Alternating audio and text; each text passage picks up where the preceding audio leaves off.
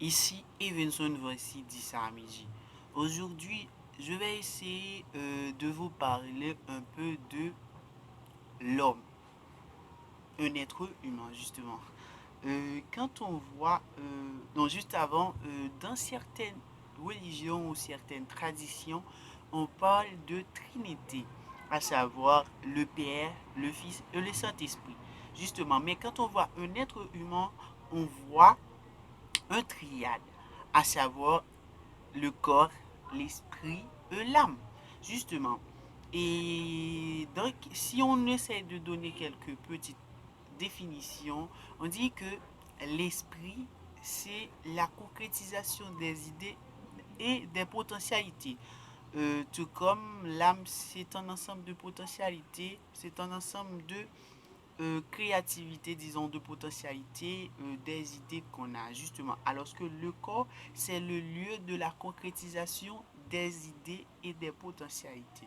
C'est le lieu de la concrétisation des idées et des potentialités. Donc ça, c'est le corps. Mais justement, nous allons essayer de parler de ce corps, à savoir le corps de matière.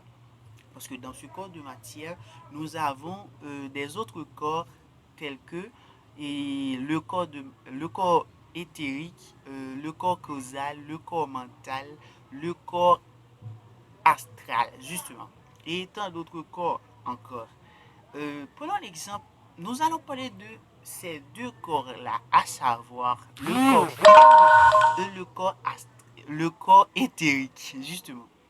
On dit que, voyons un exemple, le corps physique et le corps éthérique.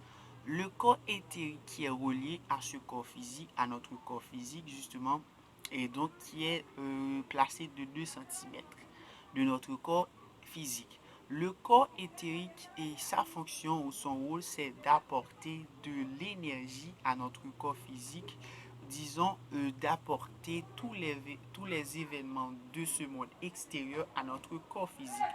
Donc justement, et qu'est-ce qui se passe si le corps éthérique n'apporte pas de l'énergie ou tout c'est comme si le ressentir de notre monde extérieur à ce corps physique? Qu'est-ce qui se passe? Donc justement,